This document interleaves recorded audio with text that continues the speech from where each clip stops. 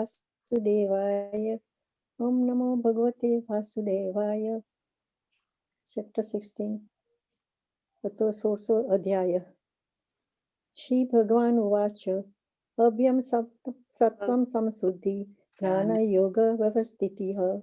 Danam Damascha Yagnascha. Swadhyayastapa Ajavam.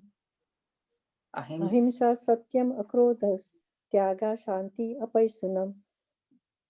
Daya Bhutesu Aluluptvam. Teja Shama Dhuti Socham. Adro Nati Manita. Bhavanti Sampadam Devim. Abhijatasya Bharata.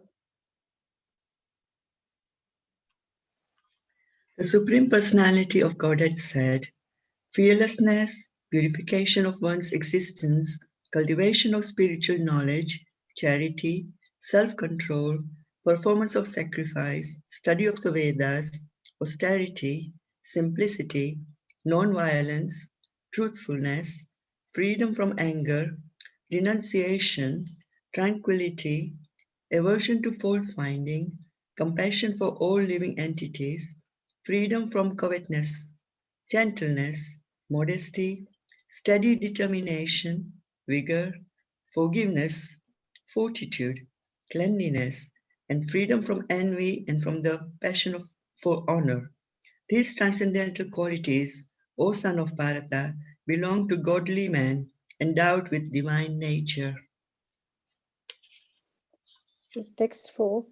Dambho darpa vimanascha krodha parusayam evacha agnanam chapichatasya pata sampadam asurim. Pride, arrogance, conceit, anger, harshness, and ignorance. These qualities belong to those of demonic nature, O son of Pritha. Number 5.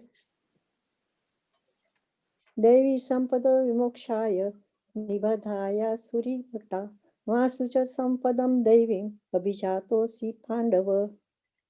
The transcendental qualities are conducive to liberation, whereas the demonic qualities make for bondage. Do not worry, O son of Pandu, for you are born with the divine qualities. Number 6. Do bhuto sargo lokesmi daiva asur evacha daiva vistarasa prokta asuram patame shrunu. O son of Pritha, in this world there are two kinds of created beings. One is called the divine and the other demoniac. I have already explained to you at length the divine qualities. Now hear from me of the demoniac. Number 7. Pravurtim cha nivrutim cha janana vidur asuraha na socham napi chacharo na satyam tesu vidyate. Those who are demoniac do not know what is to be done and what is not to be done. Neither cleanliness nor proper behavior nor truth is found in them.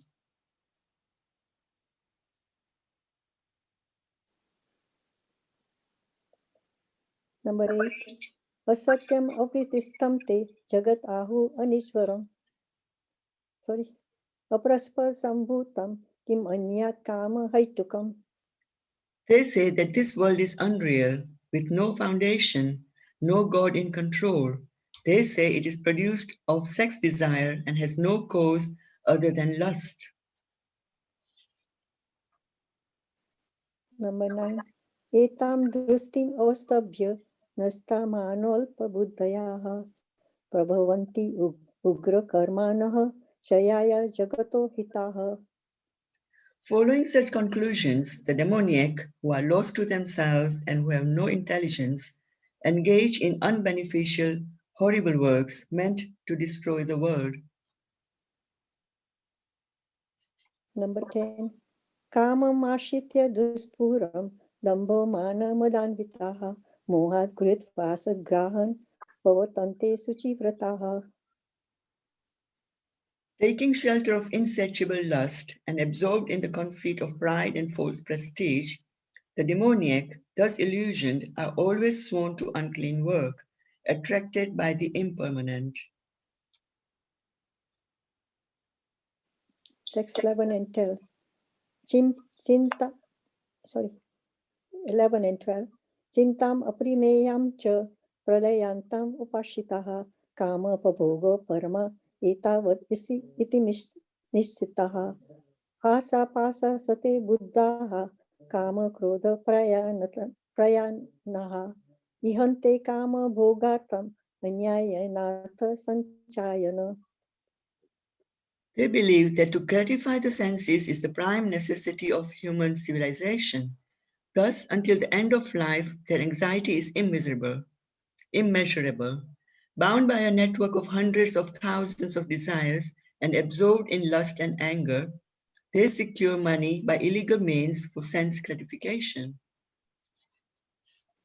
Number 13, 14 and 15.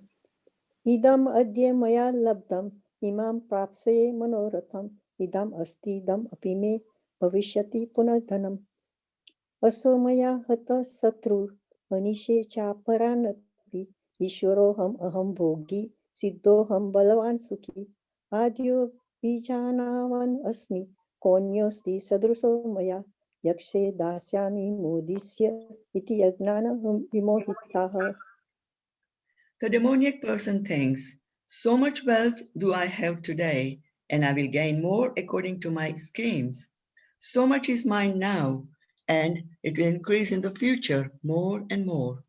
He is my enemy, and I have killed him, and my other enemies will also be killed. I am the Lord of everything. I am the enjoyer. I am perfect, powerful, and happy. I am the richest man, surrounded by aristocratic relatives. There is none so powerful and happy as I am. I shall perform sacrifices. I shall give some charity, and thus I shall rejoice. In this way, such persons are deluded by ignorance. Number 16. Anekachitta vibranta moha jala samavritaha prashaktaha kama bhogesu patanti narakesu sho. Thus perplexed by various anxieties and bound by a network of illusions, they become too strongly attached to sense enjoyment and fall down into hell. Number 17. Atma sambhavita stabda dhana mana madanvitaha yadante nam yagneshate dambe na vidhi purvakam. Self-complacent and always impudent, deluded by wealth and false prestige, they sometimes proudly perform sacrifices in name only, without following any rules or regulations. Number 18. Ahankaram balam darpam kamam krodam cha samsritaha mam atma paradehesu padavisanta suyaka. Bewildered by false ego, strength, pride, lust, and anger, the demons become envious of the Supreme Personality of Godhead, who is situated in their own bodies and in the bodies of others, and blaspheme against the real religion. Number 19. Tanham disatas kruran samsaresu naradamam shipami ajrasam asubhan asuri seva yonisu. Those who are envious and mischievous, who are the lowest among men, are perpetually cast into the ocean of material existence, into various demoniac species of life. Number 20. Asurin yoni apana muddha janmani janmani mam aprapayeva konteya tato yanti adamam gatim. Attaining repeated birth among the species of demonic life, O son of Kunti, such persons can never approach me. Gradually they sink down to the most abominable type of existence. Number 21. Trividam narkeshyadam varam nasanam atmanaha kama krodhas tata lobhas tasmad etatrayam tyajet. There are three gates leading to this hell: lust, anger, and greed. Every sane man should give these up, for they lead to the degradation of the soul. Number 22. एते विमुक्त कौन्तेय तमोद्वारे स्त्रिभिर्नरः आचरति आत्मनः श्रेयस ततो याति param gatim. The man who has escaped these three gates of hell, O son of Kunti, performs acts conducive to self-realization and thus gradually attains the supreme destination.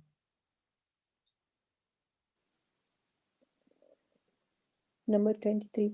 Yashastra vidim ustrijya vartate kamakaratah na sa siddhim vapnoti na sukham na param gatim. He who discards scriptural injunctions and acts according to his own whims attains neither perfection nor happiness, nor the supreme destination. Number 24. Tasmach shastram parmanam te karya karye vyavastito gnatva shastra vidhanoktam karma kartam iharhasi. One should therefore understand what is duty and what is not duty by the regulations of the scriptures. Knowing such rules and regulations, one should act so that he may gradually be elevated. Hare Krishna. Om Tatsad, Jishimad Bhagavad Gita Upanishadsu Brahma Vidyayam Yog Shastra Shri Krishna Arjun Samvade Deva Asu Sampad Vibhaga Yogona Sodaso Adhyaya. Hare Krishna. Thank you so much, both of you. Krishna Mataji, as usual, wonderful recitation in Sanskrit, very fast, very confident. And Yashwini Mataji, very nice, very eloquent English recitation. Thank you so much. Okay, we'll just go. Thank you. Thank you, Prabhuji. Thank you. We'll just go into the presentation now.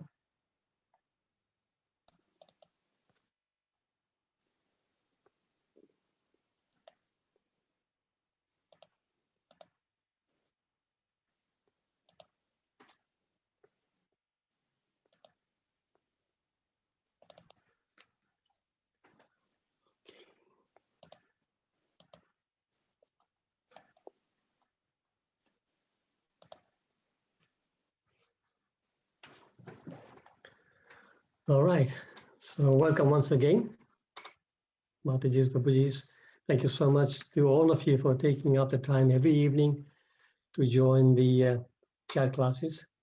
We're all deriving so much knowledge, so much spirituality by getting together like this. This is satsang. This is getting the association of devotees. And all of us, even the facilitators, we get so much spiritual benefit out of this because we spend the afternoon preparing for the class, and that is something that we wouldn't do if we didn't have to do the class. So that's all thanks to all of you, we're able to do all this. Thank you so much. So we'll continue reading this wonderful chapter 16, the divine and the demoniac natures. Just a quick summary so far. So chapters text 1 to 6. I forgot to change the chapter number again. Last time I noticed that mistake is copy paste. So I forgot, I got chapter 14 instead of 16. I must make a note to change that again. So anyway, 16 chapters, 1 to 6 is transcendental and demoniac qualities. 7 to 20, to this current section, 7 to 22, the demoniac nature. So as we know, just the first 3 verses, which happen to be all together, Krishna gives the 26 divine qualities of people. And then he mentions straight after that in text 4, verse Dambo, Vimanascha, he gives the 6 demoniac qualities. And then he spends the rest of the chapter explaining the activities, the mentality, the qualities, and destination of those with the demonic tendencies.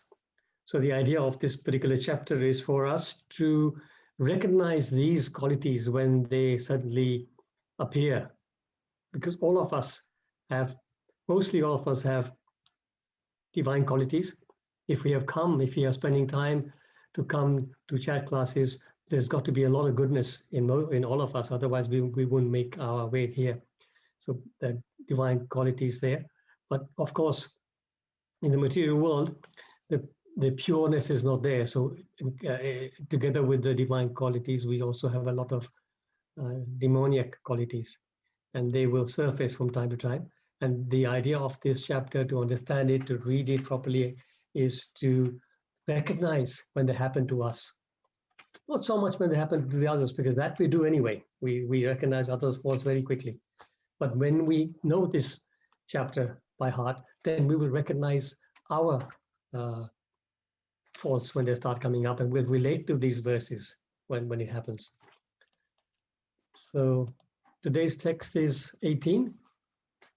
Om Namo Bhagavate Vasudevaya. Om Namo Bhagavate Vasudevaya. Om Namo Bhagavate Vasudevaya. Bhagavad Gita, chapter 16, text 18. Ahankaram balam darpam kamam krodham cha samsritaha mamatma paradeheshu pradvishantopyashu yuka. Bewildered by false ego, strength, pride, lust, and anger, the demons become envious of the Supreme Personality of Godhead, who is situated in their own bodies and in the bodies of others, and blaspheme against real religion. So Sanskrit is fairly straightforward. The last word it reads Bhyashu Yaka. So there's an apostrophe there before the word B, before the letter B rather.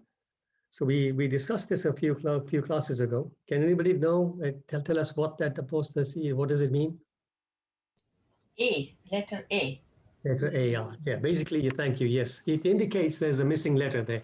Sometimes it can be A, sometimes it can be O, A, whatever. So when that letter's there, it indicates like there's a missing letter. So here it is to meet with a meter.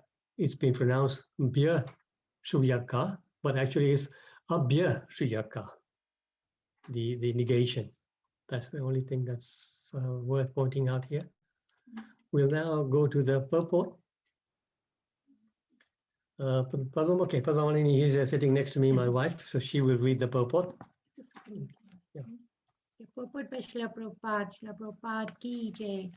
The demonic person, being always against God's supremacy, does not like to believe in the scriptures. He is envious of both the scripture and the existence of the Supreme Personality of Godhead. This is caused by his so-called prestige and his accumulation of wealth and strength. He does not know that the present life is a preparation for the next life. Not knowing this, he is actually envious of his own self as well as of others. He commits violence on other bodies and on his own. He does not care for the supreme control of the personality of Godhead because he has no knowledge. Being envious of the scriptures and the supreme personality of Godhead, he puts forward the false arguments against the existence of God and denies the scriptural authority. He thinks himself independent and powerful in every action. He thinks that since no one can equal him in strength, power, or wealth, he can act in any way and no one can stop him. If he has an enemy who might check the advancement of his sensual activities, he makes plans to cut him down by his own power. Srila Prabhupada ki jai. Om Ajnanati Mirandasya Dhyananjana Shalakaya Chakshurun Militam Yena Tasmai Shri Gurave Namaha. Shri Chaitanya Manobhishtam Stapitam Yena Bhutale Swayam Rupa Kadamayam Dadati Swapadantikam. Vandeham Shri Guru Shri Yutapada Kamalam Shri Gurum Vaishnavamsha Shri Rupam Sagrajatam Sahagana Raghunathan Mitam Tam Sajivam Sadvaitam Savadutam Parijana Sahitam Krishna Chaitanya Devam Shri Radha Krishna Padan Sahagana Lalita Shri Vishakha Gadamsha. Hey Krishna Karuna Sindhu Dina Bandho Jagatpate Gopesha Gopika Kanta Radha Kanta Namostute Tapta Kanchana Gaurangi Radhe Vrindavaneshwari Vrishabhanu Sute Devi Pranamami Hari Priye Vancha Kalpa Tarubhyascha Kripa Sindhubhya Eva Cha Patitanam Pavanebhyo Vaishnavebhyo Namo Namaha Shri Krishna Chaitanya Prabhu Nityananda Shri Advaita Gadadhar Shri Vasadi Gaura Bhakta Vrinda Hare Krishna Krishna Krishna Hare Hare Hare Rama Rama Rama Hare Hare Srila Prabhupada Ki Jai. So, interesting purport. This is continuation of all these different qualities that Prabhupada is explaining so nicely. As usual, we'll just pick up a few main points. So first of all, in the verse itself, the translation, it says blaspheme and the blaspheme against real religion.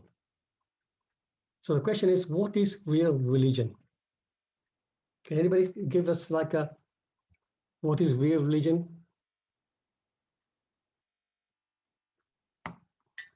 Hare Krishna, Prabhuji. Hare Is Krishna. it? Hare Krishna. Dandavat pranams. Yeah, Rupa Mataji. Real religion is seeing the super soul and the soul in everybody. So all living entities have soul and super soul. That's very good. Yes, that's the real religion. Also, Prabhuji, Jivere Swarupa Hoy Krishnera Nityadas. Yes, exactly. So our duty is to serve. We are the servant of the Lord. So Absolutely, but yeah, both the answers are absolutely correct. But in the Bhagavatam, in the 6th canto, chapter 3, text 19, Krishna gives, actually, who's speaking here? No, it's the Yamraj. Yamraj is speaking to Yamadutas, and he is telling them what are the real religious principles. Does anybody know this verse?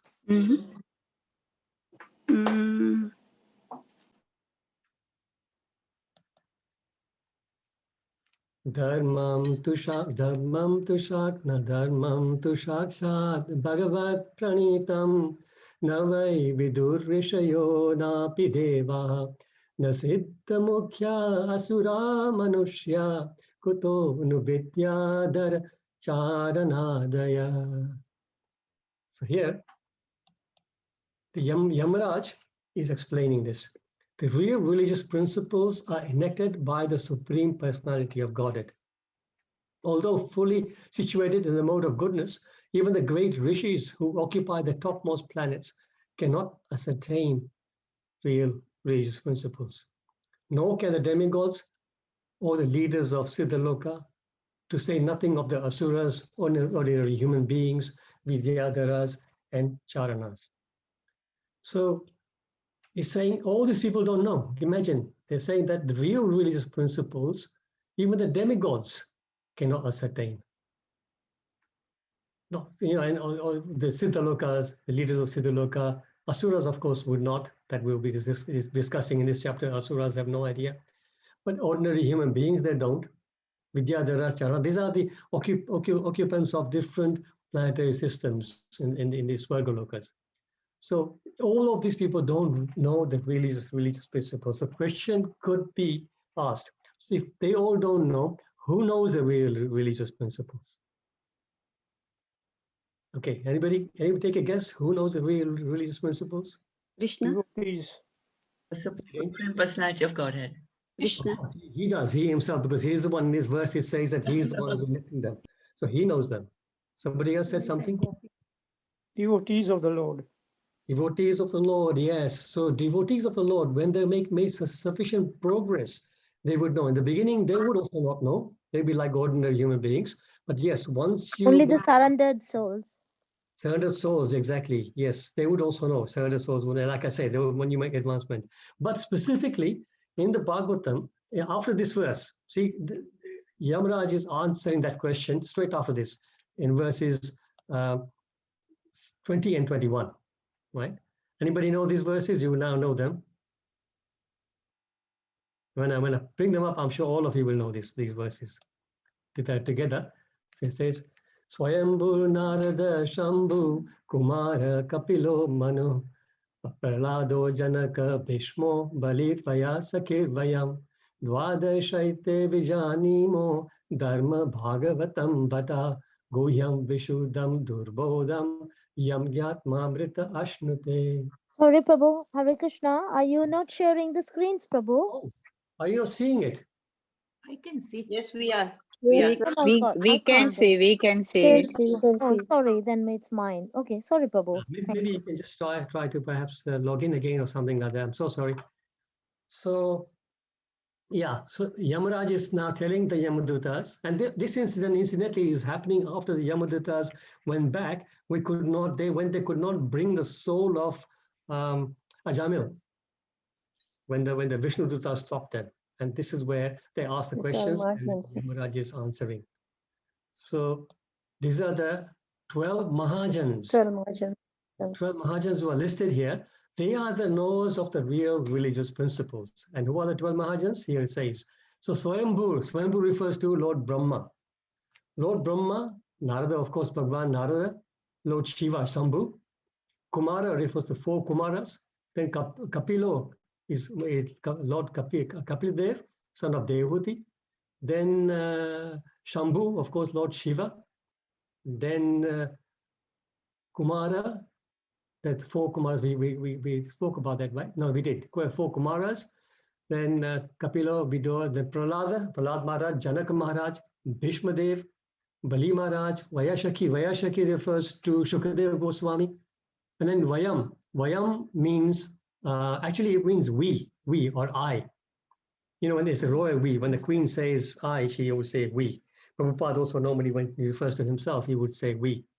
So it's like an old English way which you would say we instead of I. So Yamraj himself. So he says that, my dear servants, these transcendental religious principle, this transcendental religious principle, which is known as Bhagavad Dharma, or surrender unto the Supreme Lord and love for Him, is uncontaminated by the material modes of nature. It is very confidential and difficult for ordinary human beings to understand. But if by chance one fortunately understands it, he is immediately liberated, and thus he returns home back to Godhead. So you see, it says it's confidential, it's very confidential. Why is it confidential?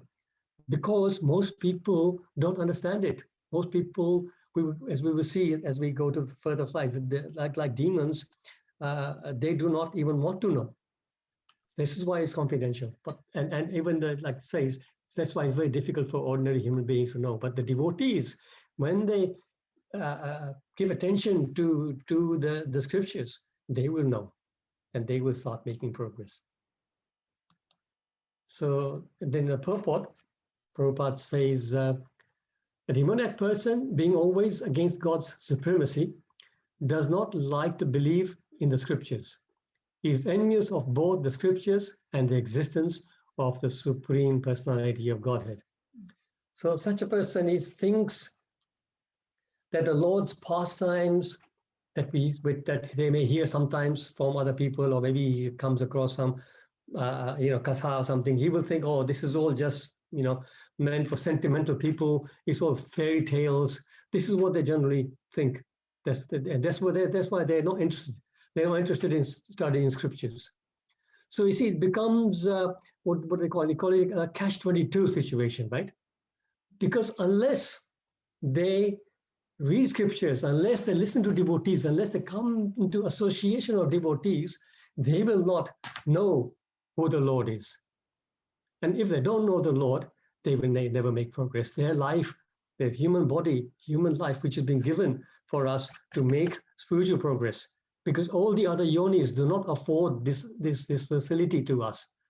The soul only gets the facility to make progress spiritually when it comes into the human body. And if one doesn't take advantage of it, then the life is wasted. That soul is going to go back into the chakra of 8.4 million yonis. Because in the 4th chapter, text 9, I think it's text 9, Krishna says, Janma karma chame divyam evam yobeti tatpata. Tyakva deham punar janma neti mameti sorjuna. Krishna says that one who knows the transcendental nature of my appearance, see, one who knows, not just knows about my appearance, because everybody knows about Krishna's appearance. Even the demons know that there is a story about Krishna coming and all that. But one who knows the transcendental nature of my appearance and activities. For him, when he leaves his body, he does not come back to this material world, but he attains my eternal abode, Krishna says. So to get to the stage, to know the transcendental nature of Krishna's birth and activities, we need to study scriptures. Okay, so if you don't spend time studying scriptures, then where is the hope? Where is the hope? It's just a dire situation. In one sense, the demoniac people, they don't want to know. They don't wish to know. And the reason is that if they start knowing a little bit, and they probably see other devotees like us following the regulations and all that, this is why they shy away from it, because they don't want to accept any authority or any regulation of behavior. They want to do what they like. They don't want any control, right? Because purely this is their nature. Their nature is that why should I, follow anything? And of course there is, as we know, there is regulation needed. You need to have regularity in your life, waking up early, chanting your rounds, keeping clean, doing whatever we need to do in terms of a devotee. Those things they don't want to do because they think that is like a trap. So instead of doing that, they have their own theories. Oh, they will say, God is everywhere. Why do I need to go to the temple? God is everywhere. Yes, I know everything. I've heard about Bhagavad Gita. They just pretend they know everything. They don't want to actually subscribe to any type of organized religion, which is the only way you can make progress. So by having that kind of behavior, it gives them the permit to engage in any kind of sense gratification without feeling the guilt or any consciousness, because they don't know. They don't know that they are preparing the next life by their behavior in this life. They just don't want to know. And these kind of people are described in chapter 9, text 11. We recently read all these. So anybody know the 9:11? Avajananti Mamura, is it Very that? good, Rupa Mataji. Wonderful, wonderful. Thank you. Avajananti Mamuda Manushim Tanum Ashritam Param Bhavam Ajananto Mama Bhuta Maheshwaram. Says fools deride me when I descend in the human form. They do not know my transcendental nature as a supreme Lord of all that be. So these are the demoniac people, the fools, Muda, that Krishna calls, not Prabhupada. Krishna calls them Muda, foolish people who, because Krishna came in the human form, they say that he was just another human being, maybe very, very talented, maybe very powerful, but he is just a mere human being. And if I try hard, I can be as powerful as him. We read some of the earlier verses, maybe they're coming soon, about, I am the supreme and everybody else, if anybody comes in my way, I will get rid of him, kind of thing, So in the purport of that, there's a long purport for 9:11, but I've just taken one particular section. It says, the foolish consider Krishna as an ordinary human being because they do not know the confidential activities of the Supreme Lord and his different energies. How will they know if they don't study scriptures? And Prabhupada continues, they do not know that Krishna's body is a symbol of complete knowledge and bliss, Satchit Ananda, as we say, that he is the proprietor of everything and everything that be, and that he can award liberation to anyone. If they want to get out of the cycle of birth and death, they need to understand Krishna. This is the knowledge. This is the confidential knowledge. Because they do not know that Krishna has so many transcendental qualities, they deride him. qualifications. I'm being corrected here by my wife. So yeah, so this is the, like I was saying, catch-22 situation for them. Prabhupada continues, this is caused by the so-called prestige and his accumulation of wealth and strength. He does not know that the present life is a preparation for the next life, as we said just now. So accumulation of wealth and strength. So there are certain, Shastra explains that there are certain obstacles on the path of devotion. And wealth, strength, can anybody else name more? Fame. Fame. Renunciation. Renunciation also could be, yes, because they think they have renounced so much when they really have got nothing to renounce. And beauty, of course. Damb, ahankar. Ahankar, exactly. So all those, Ego, that is ego. That's False ego. yes, and this chapter speaks a lot about Damba. So yes, these are the obstacles. And there's a beautiful prayer by Queen Kunti in the first chapter 8, first canto, text 8, where with these, Queen Kunti is explaining this when in her prayers to Lord Krishna. Janmashvarya Shuta Shri Bir Edamana Mada Puman Naivar Hatya Abhita Tumvai Tvam Akinchana Gocharam. So, my Lord, Queen Kunti is saying, your lordship can easily be approached, but only by those who are materially exhausted. One who is on a path of material progress, trying to improve himself with respectable parentage, great opulence, high education. Yeah, this one we missed, high education, another one. Bodily beauty cannot approach you with sincere feeling. So here in the purport of Prabhupada, because of his accumulation of wealth, they get proud because of their wealth and strength. So they are not able to make progress, but to approach him with sincere feeling. Sometimes you will see people like that, they seemingly are doing devotional activities. Seemingly, I say, because what they do, because they have the money, they will spend it and they will organize a big katha. They will invite a kathakar from India, and there will be a lot of people talking about his name. They will say, oh, so-and-so family has sponsored the katha. So they will do all that, which is fair enough. It's good they're spending money in terms of, for good causes. But they're doing it with a different motive. They're not doing it because they want to make spiritual progress. They're doing it for their own fame. They want people to say, wow, so-and-so spent so much money arranging this katha. We know all about this. So these are the obstacles. So we must be very, very careful about this. Here, it's a preparation for next life, yes.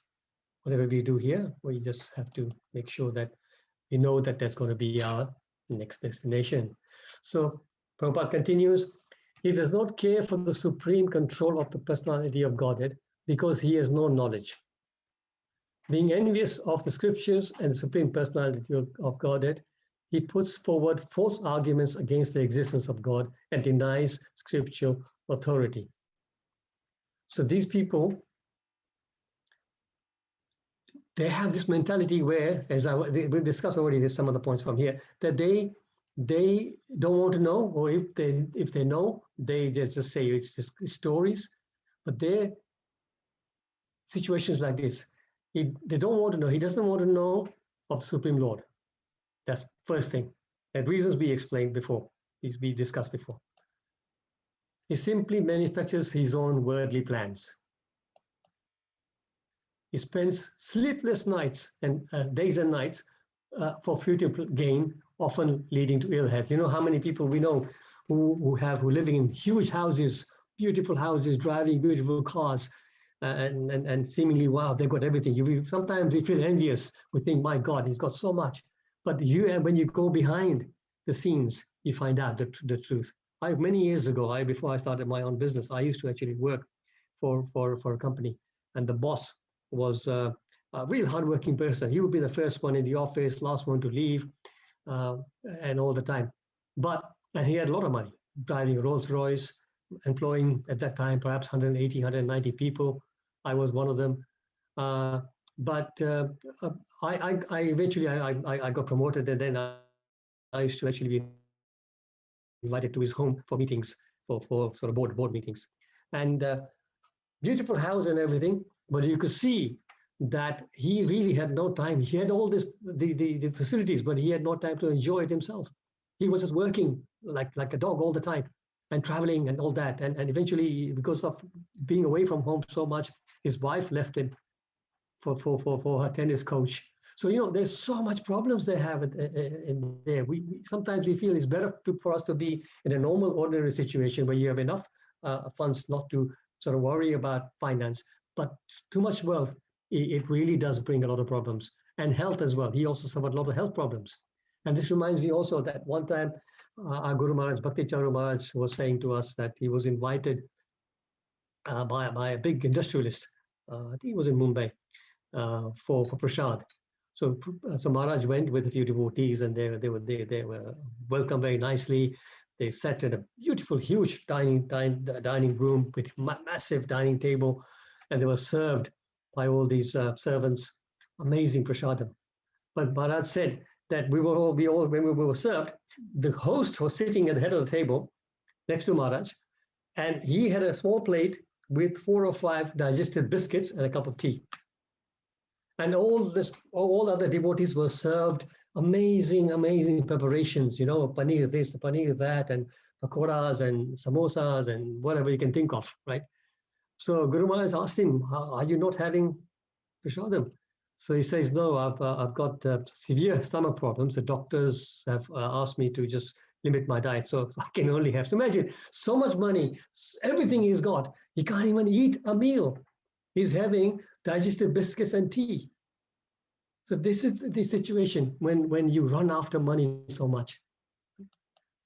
It doesn't apply to all of us because we all come to this realization, because this is describing the demons. This is what they do. And his plans are always baffled by the Lord's. And see, nothing, as we know, all our plans come to nothing because the material energy has always got its own way. The Lord, we have our plans, and the Lord has his. According to our karma, we'll get what we are bound to get, and the rest we will not get, no matter how hard we try, right? And then we can see examples of like Hiranyakashipu, Ravana, Duryodhana, Shishupal, all those people was just in this same category, right? Yeah, that reminds me about a story about a demon called Dambodbhava. I'm sure most of you have heard this story, but we'll repeat it anyway because it's very, very fitting. So there was a demon called Dambodbhava, and he, just like other you know, like Ravan and Hiranyakashipu, he worshipped Suryadev in this case, very, very diligently. And then when Suryadev gave him darshan, he also asked for immortality, as they all do. So Suryadev said to him, no, I can't award that, because that even I don't have. So ask for something else. So again, similar to Hiranyakashipu, he asked for this is amazing. This is what he asked for. He said, I want you to give me 1,000 armors on my body, kavacha. So tathastu, he got them. So he got that on his body. He had 1,000 kavachas. So his name became from Dambodbhava. At that time his name became Sahasra Kavacha. That was his name. Then he said, on top of that, I want another boon, that if somebody wants to fight me, before he fights me, he has to do a 1,000-year tapa. Now, of course, we're talking about those ages when people used to live for 100,000 years. So it's not unusual to ask for 100. So after doing 100,000 years tapa, he can fight me. And after fighting me, if he keeps fighting me for 1,000 years more, and he's still not defeated, then I will lose one of my kavachas, right? So even that was granted by Suryadev. So he then, this Dambodbhava or Sahasra Kavacha, went around the world just terrorizing everybody because nobody could defeat him. And he was just creating havoc everywhere. And then one time he came to Badrik Ashram, where Nara and Rishi were there. And of course, they could foresee what was going to happen. So they were prepared. So when he came and he challenged them, and he says, you want to fight with me? If you fight with me for 1,000, if you can only fight with me after you've done 1,000 years tapa. So Nara says, yes, I've just finished 1,000 years tapa, and I'm ready to fight you. And he starts, and he fights for 1,000 years. At the end of the 1,000 years, he loses one kavacha. He's still got another 999 left. And Nara at that time dies. But then Narayan comes, throws some water on him, chants some mantra, and Nara gets up again. So he's revived. And then he starts doing tapa, and Narayan by this time has done his 1,000 years. He starts fighting. So imagine this cycle goes on. One is doing the tapa for 1,000, others fighting for 1,000. And one by one, the kavachas are going. Then only one kavacha is left, finally. And then he panics. So he then pleads to Suryadev again for help. And Suryadev had promised to protect him all the time because of his austerities. So he then comes and he then pleads to Narayana Rishi to actually not kill him and leave him alone. And then, of course, Suryadev's promise had to be respected. So he was left with this one kavacha. So anybody tell me who this the Bodhbhava or Sahasra Kavacha happened in the next life? Ex-Karna, isn't it? Karna, yes, exactly. So Karna, then this demon became Karna in the next life. That's why he had the Kavacha. He was born with the Kavacha, naturally. So there you go. So we will, there's a couple more slides, but we will stop here, I think, because it's, okay, maybe we'll see just one more slide. This verse from Bhagavatam is very nice. This explains again about the situation of all of us, really, in this in Kali Yuga, and it talks about our state. If you don't become devotees, this will always remain like this. So prayalpayusya sabhya kala asmin yuge jana manda sumanda matiyo manda bhagya hipratuta. He says this is sages of Naimisharanya speaking to not Shukadev Goswami, but Sutta Goswami. And he says, O learned one, in this iron age of Kali, men almost always have but short lives. They are quarrelsome, lazy, misguided, unlucky, and above all, always disturbed. So this is the situation of most people in this world. And only when you take the devotion service and we surrender unto the Lord, that the difficulties will be there. Kali Yuga is there, so difficulties will always be there. But as devotees, the Lord will give us two things. Number one, He will give us the strength to face our battles. And number two, the Lord will reduce the severity of anything that was meant to come to us. So this is a big advantage that we can get by remaining devotees. So thank you, devotees. Thank you so much once again. I will now stop sharing and I will ask for any questions, comments,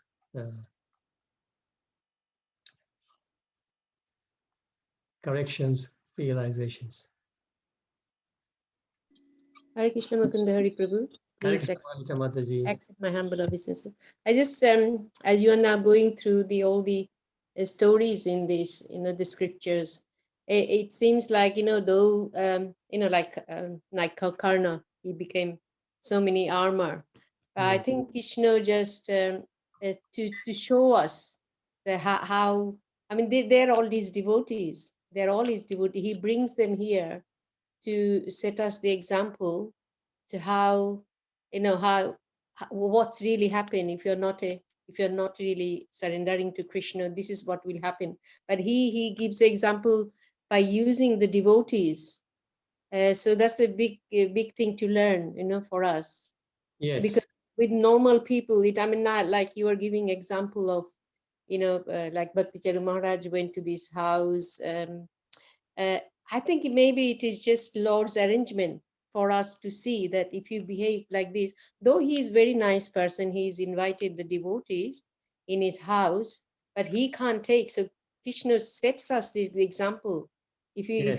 if you behave like this is actually happen. So they are like an instrument for us to learn. I think this is kind of my observation and understanding. Very good. Yes, yes, Palakamati, absolutely right. Yes, these are the examples that Krishna then through Sri Bhakti Charan Maharaj and a few devotees who were there, at least then we all heard the story. So we can then understand that, yes, this is a situation of somebody who may be very pious and everything else, but if his lifestyle is not Krishna conscious fully, then he is going to be in trouble, Yes. despite of how much money he may have. Mm. So yeah, thank you for that realization. Thank you very much. Hare Krishna, Mukunda-Hari Prabhu. Hare Krishna, yes, Krishnavani Mataji. I got one question. Yes. You know the story you were telling about Dambodar, the demon. Yes. But you know, like you said, Nara died, but even Narayan died after and Yes, thousand. Yeah. Yes, he did. So Both kept dying and both being kept revived. because I was thinking Vishnu, Narayan, they never die. So that's why, you know, just struck me. Yes, yes. So you're right. So the thing is, in reality, of course, Vishnu never dies. But this is because the boon was given to him by Shiva, that somebody who now fights with you for 1,000 years, he will die. So the Lord had to go through that to pretend dying. You know what I mean? Okay. So we're never going to die, of course. So then it was like that. So every time he died, then Nara revived him, and vice versa. Oh, okay. Thank you very much for explaining. It's a pastime, yeah. Thank you. So Hema Mata Hare just got Krishna. I'm going to, Okay. yeah, Hema Mata, just read your comment first. On one hand, these qualities are impediments for devotional service, and yet these qualities are given to someone with piety from previous life. Could you explain this? Okay, yes. Nice question, Hema Mataji. So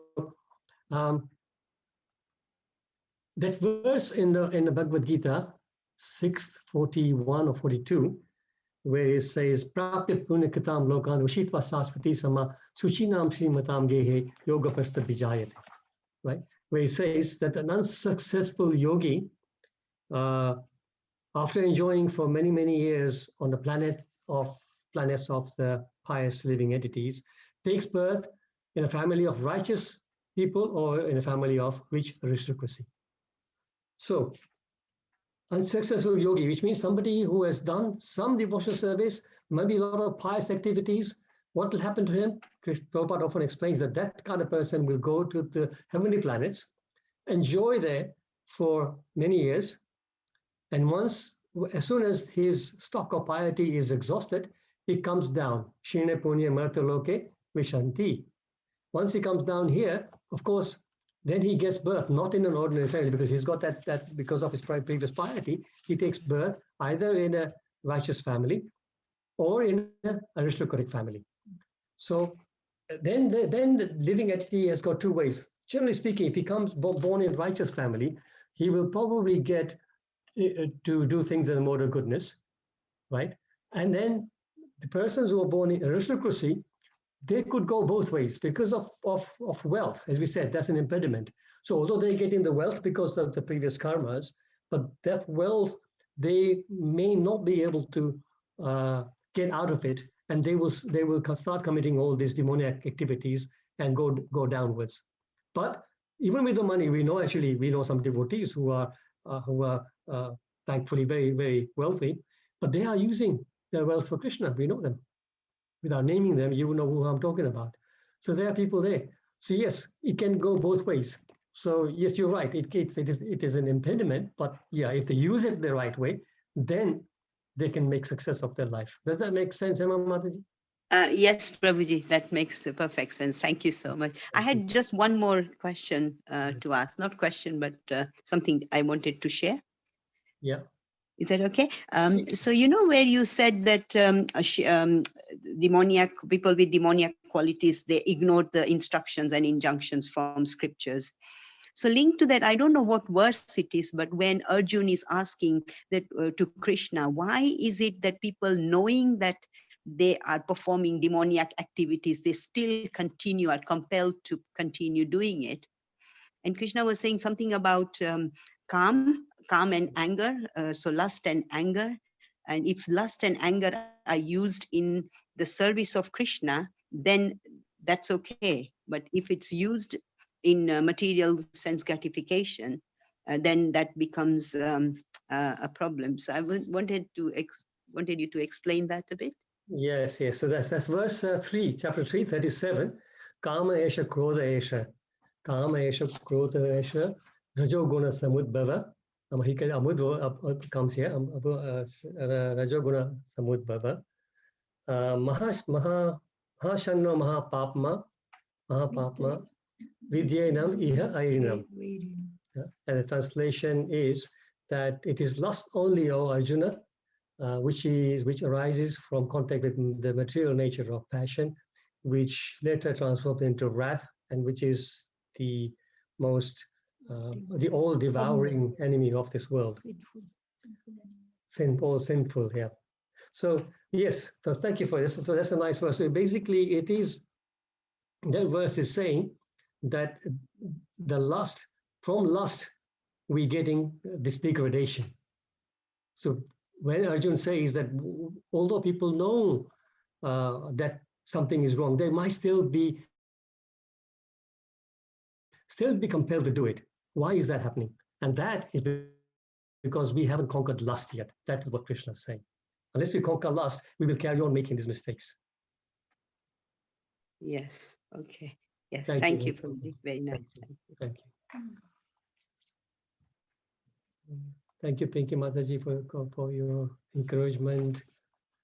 Bhagwati Mataji, thank you for your encouragement. And also Rasalila Srimati Mataji, thank you so much for your encouragement. Any other points, anybody?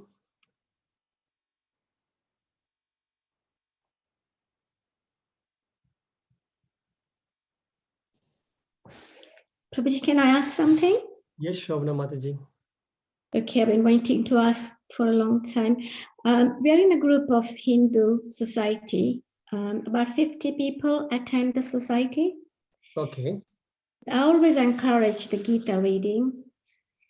And at the session, there was 4 responses and I could not answer them.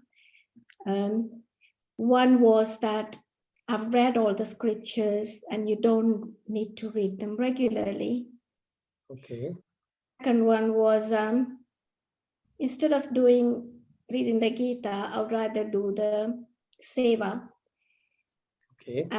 The third one was, which I know is, although all these people are really pious, they're doctors, they're educated, they're very good people. One of them said that if God was there, why these tsunamis and these hurricanes and etc., etc. And I just could not tell them that you need this knowledge, like, the Gajendra story you say that we don't know when the problems will come in our life. And, we'll need that faith and courage to go on. But I could not answer them. And I told them, I'll reply to you next time I meet you. Yep. And I've been serving in the committee for 15 years and trying to start something around locally in Essex. But there's so much opposition that you just can't convince many people.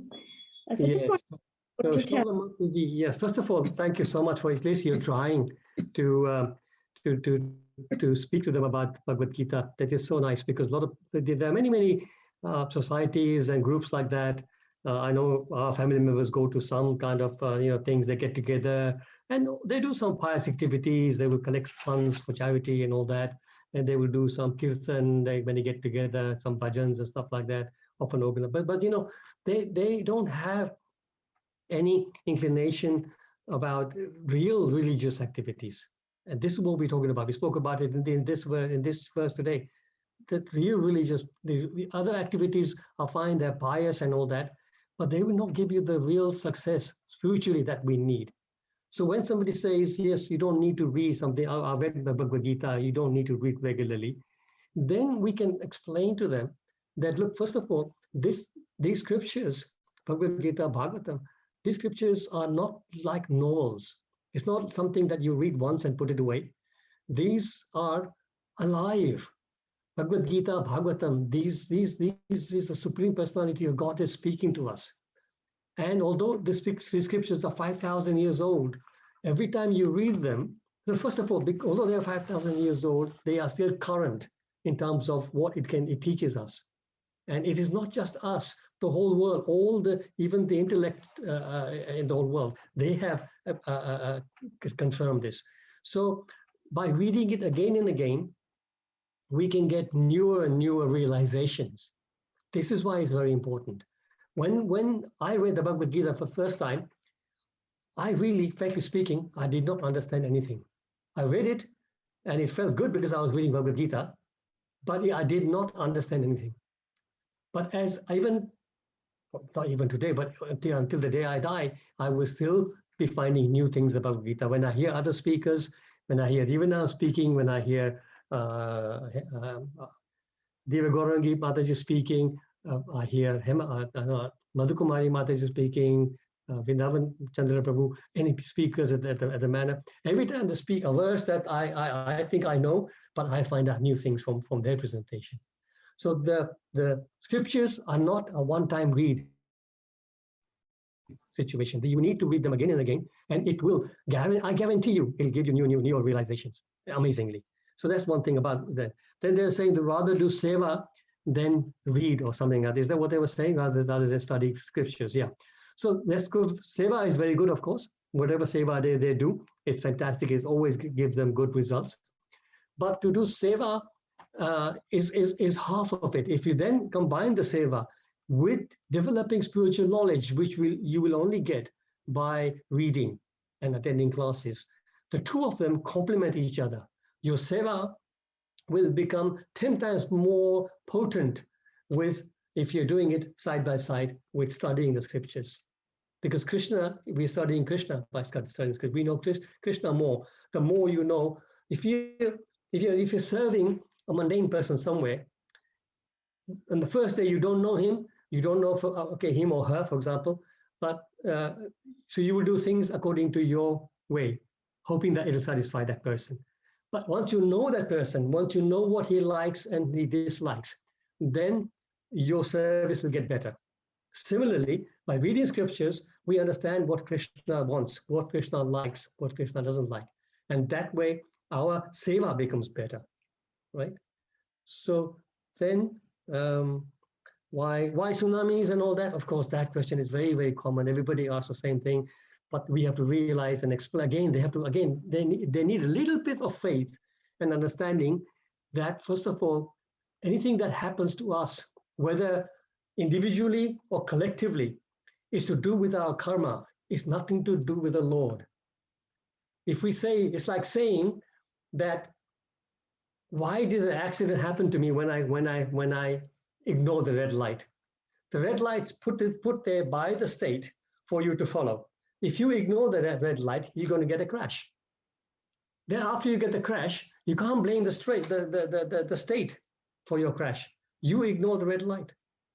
So like this, the rules have been set by the Lord. The material nature is all the rules. The material nature will give you what's due for you, good or bad. That'll happen according to your karma. So you can't say that the God is cruel and that's why it's happening. So these are the things that you can try and explain. I hope that's giving you some ammunition, Shobna Mataji. That's lovely. Thank you so much, Prabhuji. I'll try and describe that next week. Thank you so much. Thank you. Thank you. Hare Krishna. Krishna. Hare Krishna. Tipta Mataji, thank you for your encouragement.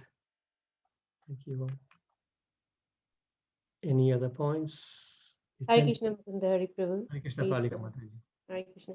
I just had this experience when I was, during the book distribution of Bhagavad Gita. Many people,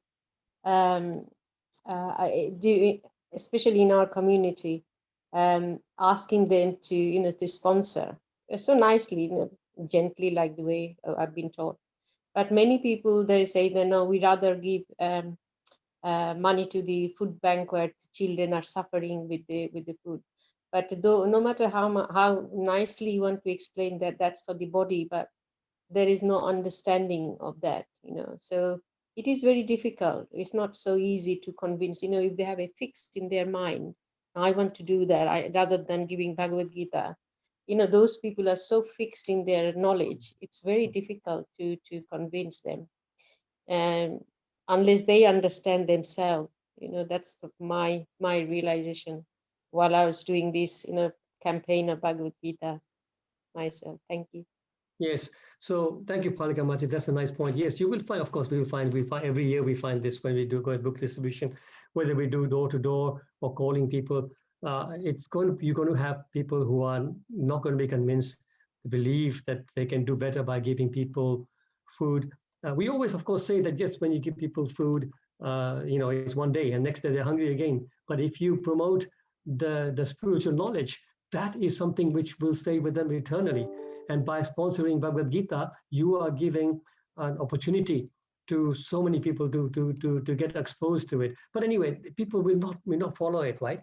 And one way that we can look at it, Palika Mataji, is that even for somebody to be able to sponsor some money and help Krishna's plans, they would need some mercy from Krishna. If they don't have the mercy from Krishna, they will not be able to do it.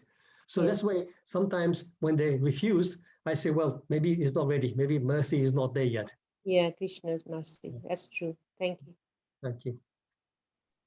Relating to that, I was told that doesn't Krishna live in other people as well? And when they are hungry, would the book help them, or would the food help them to revive? And then, and then that's what they said to me, that Krishna lives in them. So what's the difference?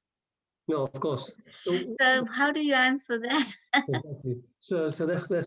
Thank you so much, Vishali Mataji. It's a very good question. Again, similar questions come up so many times. Sure, we devotees, we have to be compassionate. So we shouldn't be hard-hearted and say just do not give food to people. Of course, we need to give. First of all, if you have the opportunity in terms of feeding people, try and feed them prasadam.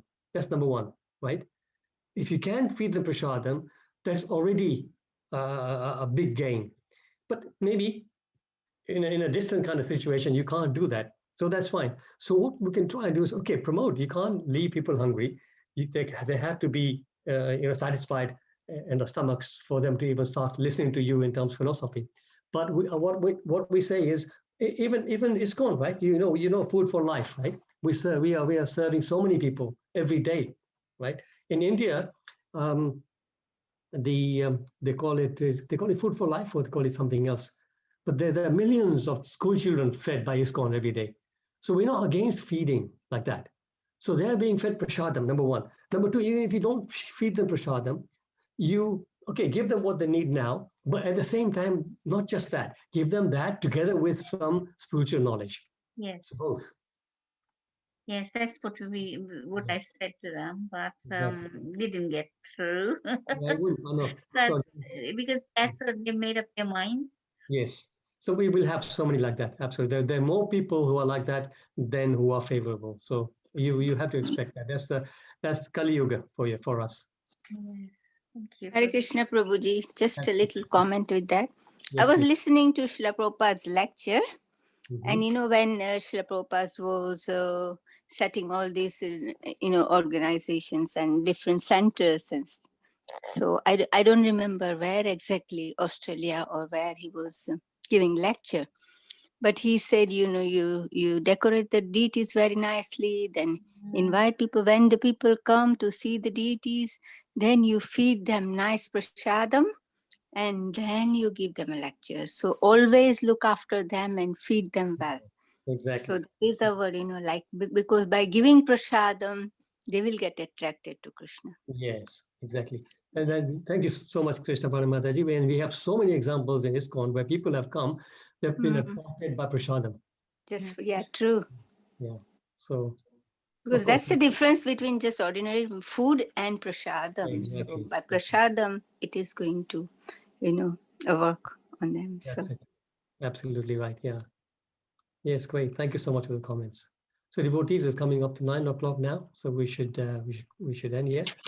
Thank you so much. Vacha katarubhyasya kripa sindhubhyeva patitanam Pavanebhyo Vaishnavebhyo Namo Namah. Prabhupada ki Thank you, Prabhuji. Wonderful class. Thank you. Thank you Prabhuji. very much. Thank you, Prabhuji, for wonderful class. Thank you, devotee. Thank you. Amazing. Thank you. Gratitude, Prabhu.